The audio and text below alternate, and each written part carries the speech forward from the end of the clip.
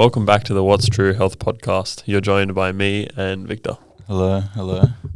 Welcome back. Today, what are we going to talk about today, Henry? I don't know, you What's tell the me. plan for today? This is pretty off the cuff, this episode, I think. But yeah, we're just going to talk about what's on our mind, maybe some plans for the podcast, for the future. And a couple of things about research maybe. Yeah. Okay. Anything, I'm open for anything today. All right, well, let's start with your knowledge so far on research and how you do it.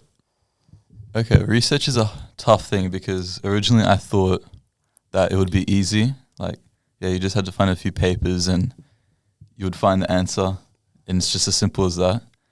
But now I'm realizing that it's really not that simple, and there's so much to it. And at least what we've covered in uni about appraising research and stuff like that isn't really done to the best of its ability. Like, we could do more. Yeah, definitely. Where did it start for you? Like, what sort of opened your mind up to the whole world of research and the importance of it? I think, originally I wanted to find out if some claims were true. So I was looking at icing ages ago, and what's the evidence of icing and how does that affect soft tissue injury? And I wanted to look at stretching and see that the claims we just think are true, honestly, how true they really are. And looking at the research, it's not black and white, and there's so much complexity to it. I think that's what made me realize, there's a whole world. Well, I think we realized that the truth behind everything and all the things people say, like before this degree, we sort of thought that, we can just trust someone because of their title or whatever someone says, they're right. Yeah, and now we started to realize that all our truth comes from research, and research is the basis for all truth, sort of thing. And just because someone has a doctorate, like you're a doctor of something, doesn't mean you're right or you know more than someone else. Maybe you know a lot more in a specific area, but it doesn't mean you're right. It all comes down to evidence. Exactly. Yeah.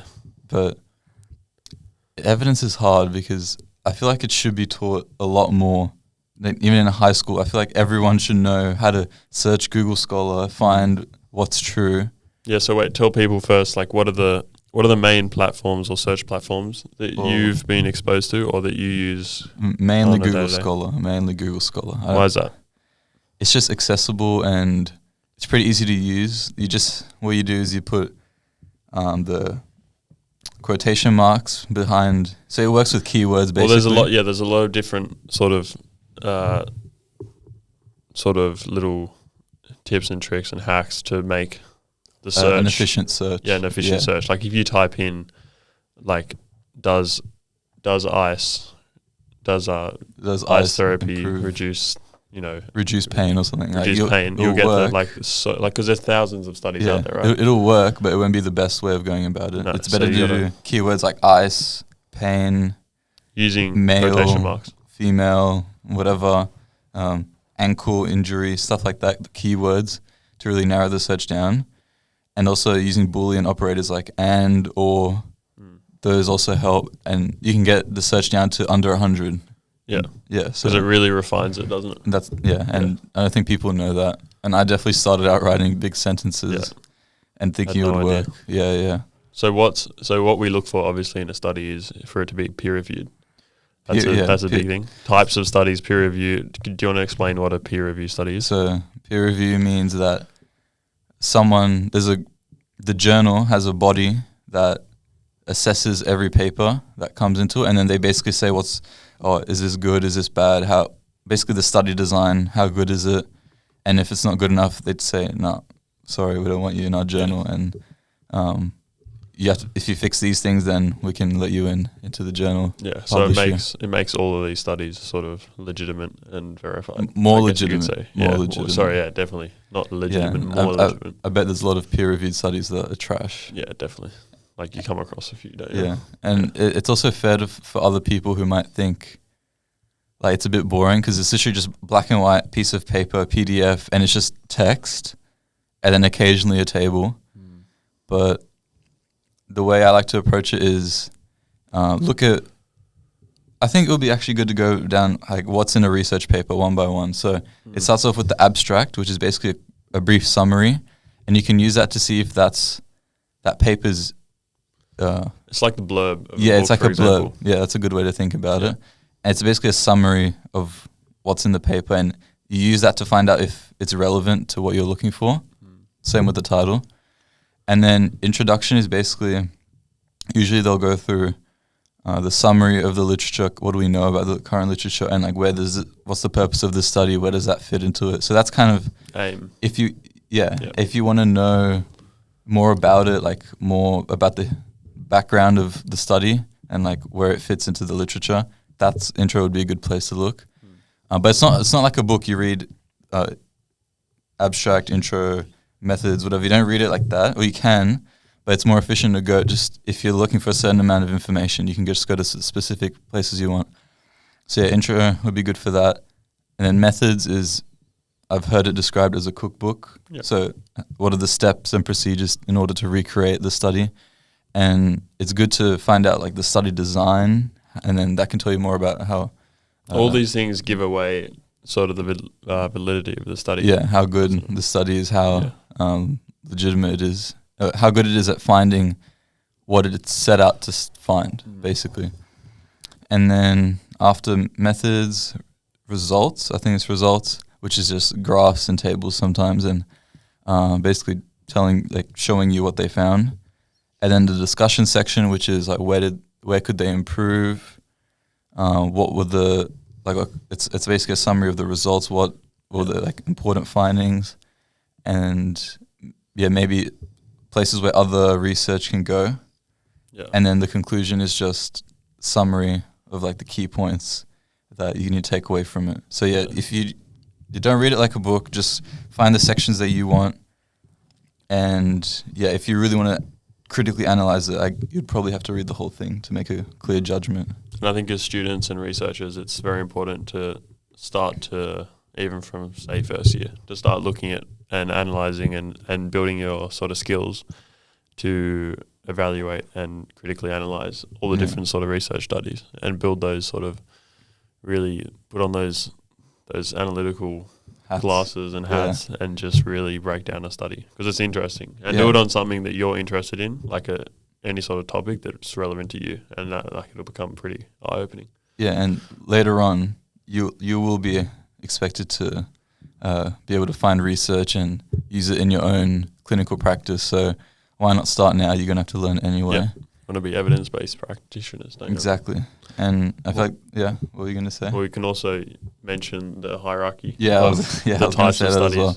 So there's a pyramid. If you search up the hierarchy of evidence, it's a pyramid basically, where it's the order of high to low levels of evidence. And at the top, we'll start at the bottom. It's like animal studies, I'm pretty sure, at the bottom, and like anecdotal opinions, things like that are low on the evidence hierarchy. And as you go up, there's more. It's more reliable. Focus on there's less bias. Just name the main sort of.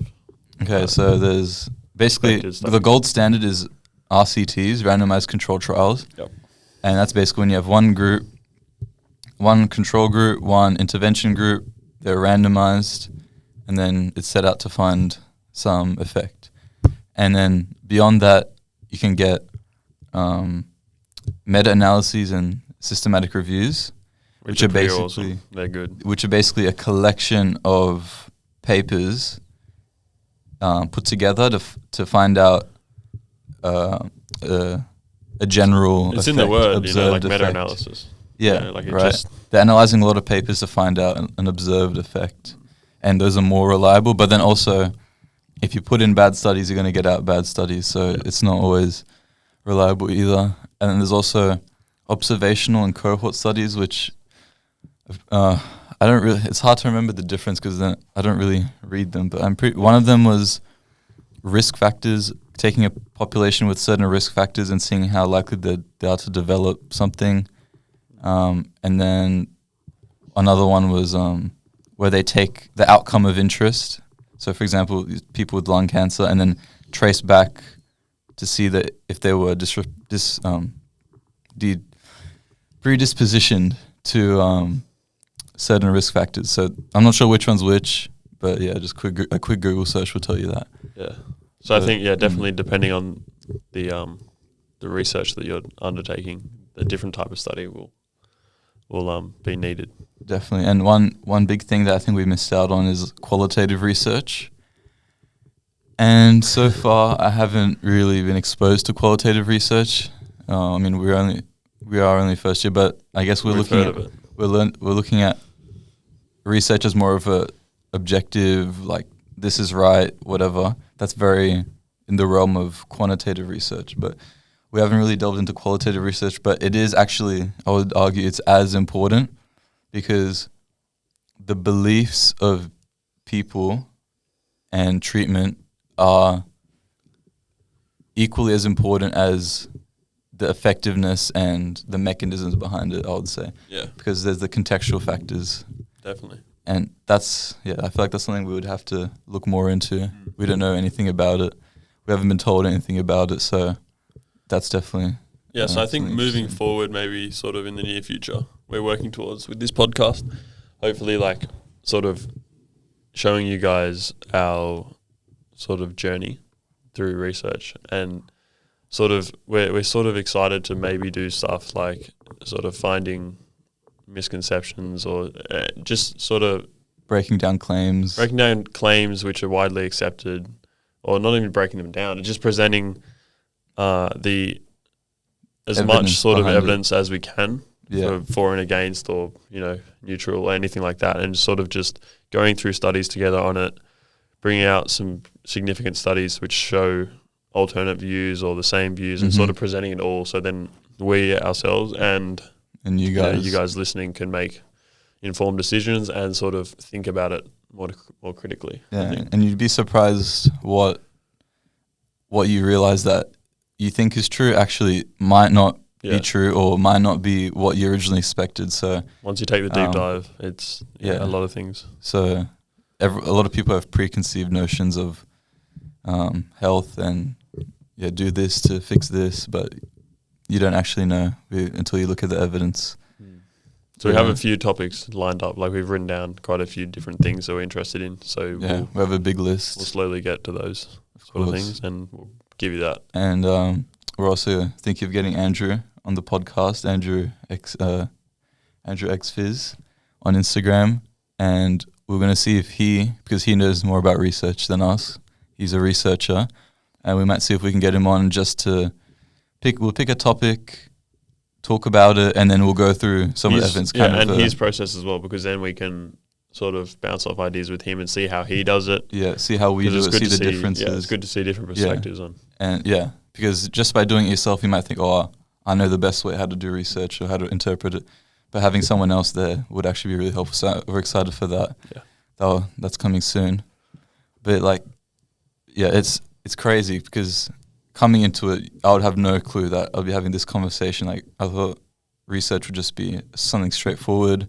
Yeah, okay, I read the paper. Okay, this is effective, done. I'll implement it in my practice. But people are arguing for decades over certain things, like what evidence is correct. We finally came to the realization that all those things we see on Google, like when you search up what is something, or you ask for an answer on Google, not all of that is based off some form of research. Like, it all comes from research, which is interesting. It comes from research, but it doesn't not necessarily accurate research. Like the amount of things you'll press on, right? Or like, now that we sort of are aware of it, the amount of sort of claims or websites you'll click on and then look that there's a reference study or something like that, and then you'll go to it and realize what the fuck. Bro, but those things are usually blogs or some random. Yeah, I know exactly, right. Strengthandfitness.com or like menshealth.com. It's like they took an excerpt out from that and just put it on Google, and it's like it's not really the best form of evidence. Yeah, and it goes back to our podcast with Dan. I think it was on. There's one coming out soon there where we talked about how we filter through that sort of information and how Instagram has become and social media has become such a definitely putting a spanner in the works. Yeah, misleading. When people have when social media is about getting attention and saying controversial things for views and stuff like that, we're not really surprised when someone or like a few individuals have big followings and may not be necessarily being evidence-based or so supporting their claims. Just living in the 21st century has those downsides, and not a lot of people value research, especially just people outside of health, but it's very important because it's actually the best way to minimize bias compared to anecdotal opinion or whatever. And I think here's an interesting point that I recently learned. So why aren't anecdotal claims as reliable as you might think? So if someone says, "Oh, I did this, I used this stretch and it fixed all my problems," like correlation, causation. Yeah, correlation, causation. There's a lot of fallacies that if you search up can be applied. Yeah, post hoc fallacy.